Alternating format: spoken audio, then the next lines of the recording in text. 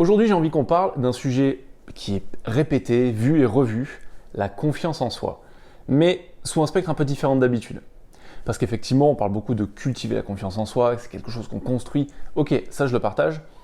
Mais concrètement, quelles sont, par exemple, 3 principales étapes, 3 leviers sous-cotés dont personne ne parle, qui nous permettent de vraiment développer notre confiance en soi? Ça, c'est quelque chose que je vais te partager juste maintenant. Et à la fin, je te partagerai une petite astuce et aussi prendre un peu de hauteur par rapport à comment est-ce que tu peux développer le guerrier qui est en toi. On a tous cette petite molette pour se passer en mode guerrier ou pas, mais surtout quand est-ce que tu dois l'utiliser, le mettre en action. Et ça, c'est quelque chose d'assez contre-intuitif. Alors, si jamais le sujet t'intéresse, on va démarrer. Mais avant, n'hésite pas à liker cette vidéo, à la commenter, à t'abonner si jamais c'est quelque chose qui te plaît, à la partager si tu penses que ça aidera quelqu'un. Alors, la confiance en soi. C'est un énorme sujet parce que je me rends compte qu'en fait, fondamentalement, la majorité de mes clients viennent à un moment donné, dans un spectre de leur vie, avec ce qu'ils considèrent être un problème de confiance en eux, où ils doivent augmenter leur confiance en eux. Je ne sais pas trop ce que ça veut dire d'ailleurs. Mais fondamentalement, quand on creuse, le sujet est ailleurs. Mais effectivement, quand on est entrepreneur, quand on est indépendant, quand on est solopreneur, quand on est cadre de direction, CEO, tout ça, on a besoin d'un certain niveau de confiance en soi. On n'a pas besoin d'avoir le top de la confiance en soi, mais on a besoin de comprendre comment est-ce qu'elle fonctionne. Et déjà, c'est quelque chose sur lequel il faut prendre du recul, il faut se déculpabiliser. La confiance en soi, c'est pas une caractéristique. C'est pas un trait de caractère. C'est pas quelque chose avec lequel on est, plus ou moins. C'est vraiment une compétence au même titre de la communication, au même titre que la qualité de nos performances physiques. C'est quelque chose qu'on développe dans le temps. Et bien qu'on nous dise souvent que le meilleur moyen de construire la confiance en soi, c'est de passer à l'action, j'ai déjà fait des vidéos, j'ai déjà fait des podcasts sur le sujet, c'est entièrement vrai, il y a des choses qui nuisent au contraire à notre confiance en nous, à son développement, et c'est des choses du quotidien. Alors pour ne pas les oublier, je me suis préparé quelques petites notes. Le premier levier, il est vraiment important, c'est déjà de te respecter. Le respect de soi, c'est un truc, mais qui est largement sous-évalué, où on est dans cette société, surtout dans le monde de l'entrepreneuriat aujourd'hui, j'ai pas mal de clients qui évoluent dans l'univers des startups, des SaaS, donc des softwares de service, et où il y a cette volonté des fois de lever des fonds, des fois non, mais il y a souvent une volonté d'hypercroissance, d'aller vite, parce que c'est ce que la société nous dit, il faut aller vite. Et dans ce process, ça c'est vraiment la caractéristique mentale des entrepreneurs, ils sont souvent obnubilés par un résultat. Ils ont un objectif et ils sacrifient énormément de choses pour l'atteinte de cet objectif. Alors, est-ce que c'est sain, est-ce que c'est pas sain? C'est pas le sujet de la vidéo. C'est pas sain. Voilà, je l'aurais dit. Mais dans tous les cas, ce qui est intéressant, c'est que dans cet objectif de se dire je vais vraiment tout donner pour arriver à mon objectif, énormément d'entrepreneurs, énormément de personnes, hommes ou femmes, ne se respectent plus. Et quand je dis ne se respectent plus, c'est qu'ils prennent des décisions qui sont à l'opposé de leurs valeurs, ils font des choses en termes de marketing, en termes de vente, qui sont à l'opposé de ce qu'ils ont fondamentalement envie de faire, ce qui crée de la tension, du stress, de l'anxiété, de la honte parfois. Et le respect de soi, ça ne s'arrête pas que là. Il y a le respect de soi mental, mais il y a le respect de soi physique. Moins de sport, nourriture de faible qualité, mauvaise hydratation, mauvais sommeil, j'en passe, mauvaise relation, tout ça. Le premier levier de la confiance en soi, c'est d'avoir déjà un haut respect de soi. Se respecter en tant que personne, se respecter en tant qu'individu. Respecter le fait que tout ce qu'on fait n'a aucun impact sur la valeur qu'on a en tant qu'être humain. Ça, c'est un truc hyper intéressant. Tu vois, j'en gesticule rien d'y penser. C'est le truc juteux que je partage avec plein de clients. C'est ta valeur n'a rien à voir avec ce que tu fais. Ta valeur n'a rien à voir avec tes réussites, ta valeur n'a rien à voir avec tes échecs. Si tu réussis à atteindre ton objectif, tant mieux. Si tu ne l'atteins pas, tant pis. Dans tous les cas, tu restes fondamentalement la même personne. Demain, on t'enlève ta femme, on t'enlève ton mari, on t'enlève tes enfants, on t'enlève ton entreprise, on t'enlève ta voiture, ta Rolex, tes machins, tes trucs, si tant est que t'aimes les Rolex. Mais on t'enlève tout ce que tu as, tout ce que tu possèdes, qui est le fruit des actions que tu as menées. Est-ce que fondamentalement tu vas changer? Ma conviction, c'est que non. Et c'est là où la confiance en soi est hyper importante. Plus tu te respectes, plus tu as une conscience du respect, de l'importance du respect de soi, plus tu commences à cultiver ta confiance en toi, parce que tu sais que ta valeur personnelle est totalement dédouanée de tout ce que tu fais au quotidien. Ça, c'est le premier levier. Le second levier, ça a été un gros sujet pour moi, c'est d'accueillir les compliments. Alors, c'est quelque chose dont on ne parle pas souvent quand on entend les gourous du développement personnel, les coachs et compagnie parler de développement de sa confiance en soi. Mais accepter les compliments, c'est pour ça que je le mets en deuxième, parce que 1, 2, 3, pour moi, c'est vraiment le levier central. Apprendre à accepter les compliments, c'est apprendre à accepter qu'on est quelqu'un de bien, qu'on fait des choses de bien, qu'on a de bonnes idées, qu'on a une valeur, qu'on vaut quelque chose, qu'on est assez, fondamentalement. Tiens, t'es bien habillé aujourd'hui, t'as fait un super boulot. Waouh, face au client là, la vente que t'as fait, elle est incroyable. Cette question que tu as posée à ce moment-là, ça a fait mouche. Tout ça, ce sont des compliments. Pendant très longtemps, moi j'ai eu énormément de mal à les accepter. Parce que je me disais, les compliments, c'est pour les chochottes, c'est vraiment la manière dont moi je le ressentais. J'ai pas besoin de ça pour avoir confiance en moi. J'ai pas besoin de ça pour savoir que je vaux ça. J'ai pas besoin de ça. C'est une affirmation de soi démesurée.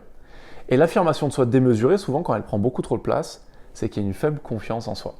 Et moi, pendant des années, j'ai pensé avoir confiance en moi. Je l'avais quand je faisais de la gymnastique à titre de sport. J'avais une bonne affirmation de moi, une bonne estime de moi au niveau de mon boulot quand je travaillais en banque privée, où j'étais directeur de la communication, j'étais manager.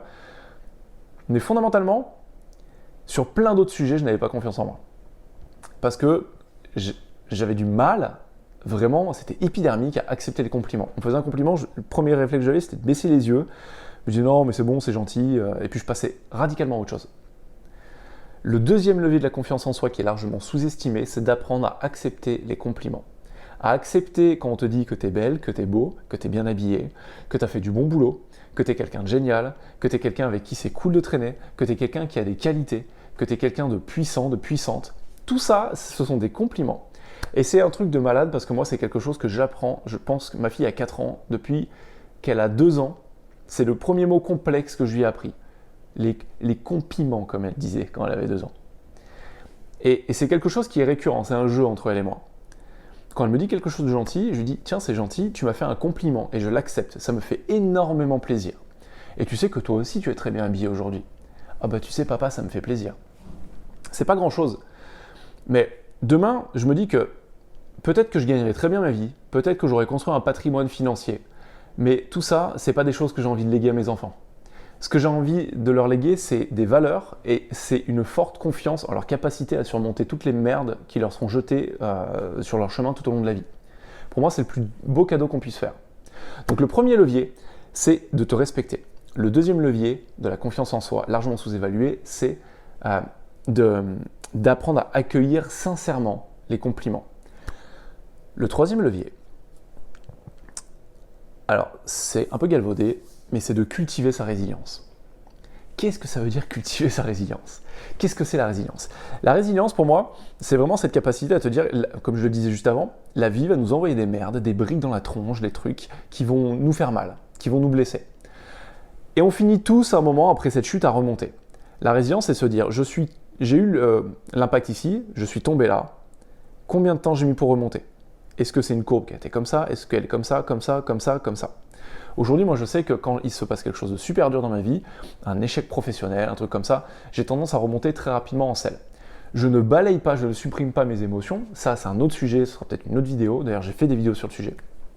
Tu peux les regarder sur YouTube ou sinon, tu as plus d'épisodes sur le sujet sur mon podcast. Devenez indéboulonnable.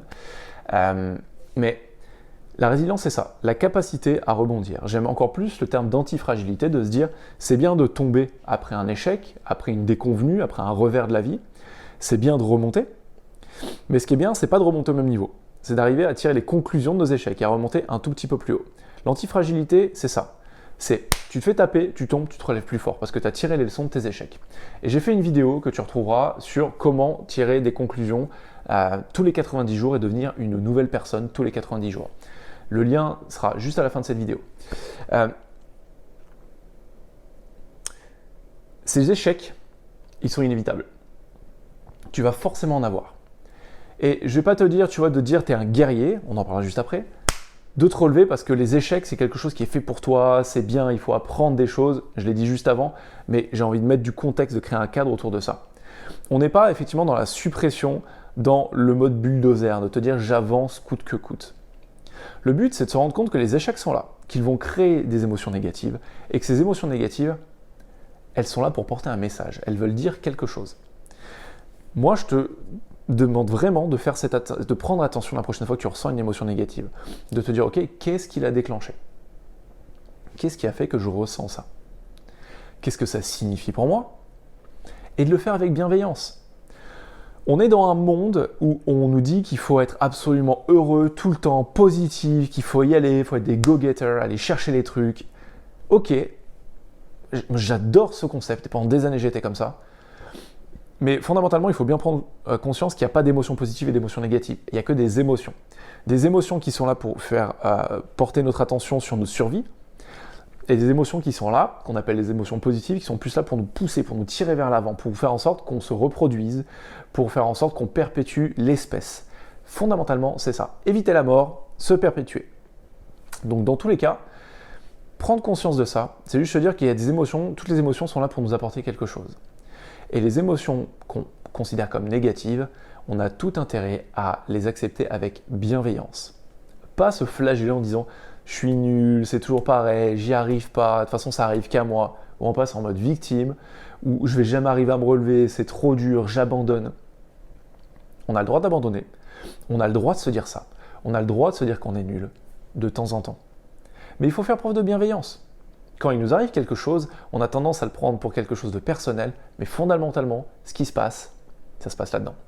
C'est le discours qu'on est en train de créer. Et ce discours, les mots qu'on utilise, le ton surtout qu'on utilise, c'est quelque chose de largement sous-évalué dont on ne parle pas. On parle beaucoup des mots. Mais le ton, la manière dont on se parle dans notre tête, impacte énormément notre confiance en nous.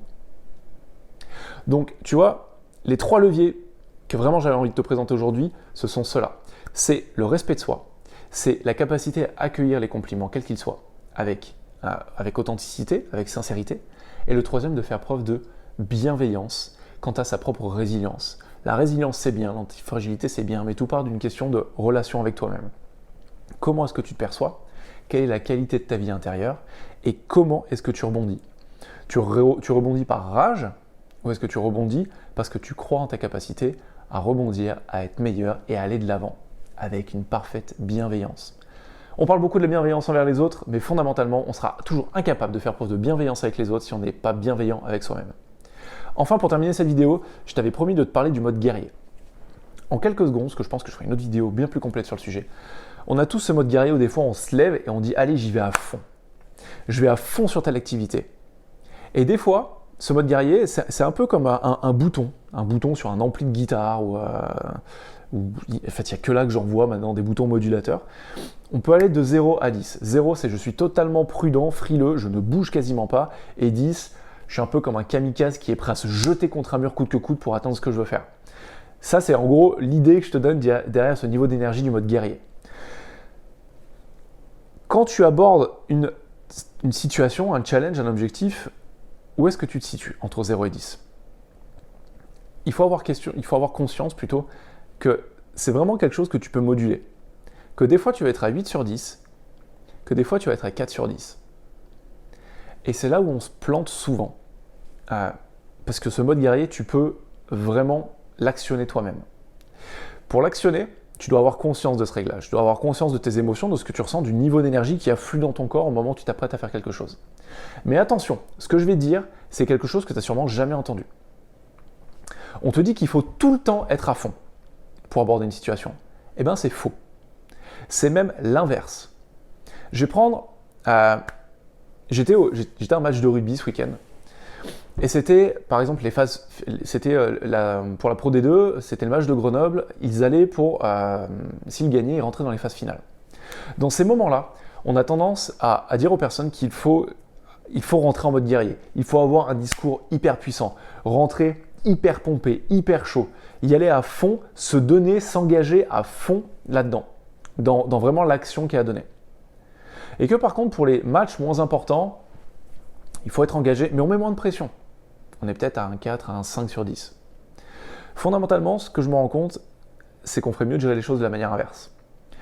Quand on est face à une situation en jeu, on ferait mieux d'être à un 4 ou un 5 sur 10 en termes de mode guerrier. avoir du feu, avoir de l'énergie, mais avoir une énergie calme, une énergie paisible, un discours plus posé, un discours qui est là pour calmer. Et par contre, sur les situations à petits enjeux, arriver en mode guerrier. Parce que souvent, on donne moins d'importance à ces situations, mais ce sont celles-là qui comptent. Ce sont les petites victoires du quotidien qui mènent aux grandes.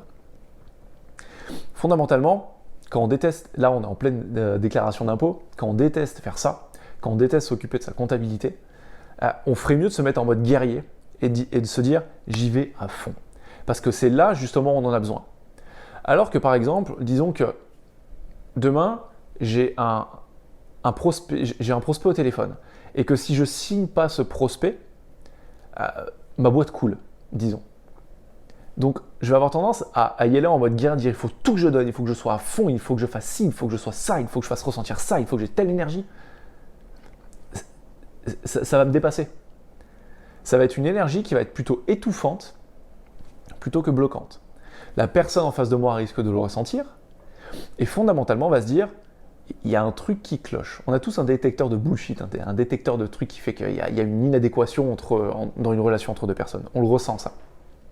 Alors que si j'abordais cette relation en me disant ok, c'est un gros enjeu, mais ce qu'il faut c'est que j'arrive plus calme, plus posé, et que je génère justement, je réduise le curseur en me disant non, 4, 5 c'est bien, parce que c'est là où je vais arriver à rentrer en flow, c'est là où je vais être calme, là où je vais être posé, et c'est sûrement là où je vais faire les choses le plus machinalement, parce que je ne vais pas créer un poids supplémentaire. Je vais créer de l'espace à ma propre créativité, et surtout à ce que je sais le mieux faire. Ça, c'est la chose la plus intuitive qu'on peut penser. On sait très bien bouger le curseur vers le haut. On regarde des vidéos motivationnelles, on regarde un film, une série, on écoute une musique, un truc qui nous motive, on lit une citation qui nous donne le feu, mais on a beaucoup de mal à faire l'inverse. Réduire, ça c'est par la respiration, ça c'est par une lecture posée, ça c'est par du yoga, par de la méditation, par des massages, par des étirements, par des trucs qui calment et qui nous font redescendre. Alors j'espère que cette vidéo t'aura plu, j'espère qu'elle t'aura apporté quelque chose. Je te dis à très vite dans une prochaine vidéo. N'hésite pas à la partager, à la liker, à la commenter, à t'abonner. Je sors des vidéos comme ça régulièrement. Et dans tous les cas, tu retrouves tous ces épisodes en audio sur mon podcast Devenez indéboulonnable. Devenez indéboulonnable d'ailleurs, qui est le titre de mon livre. Tu peux télécharger gratuitement les premiers chapitres qui sont juste en dessous. Le lien est en description. Et en tout cas, en attendant, je te souhaite une très bonne journée. Je te dis à très vite. Ciao!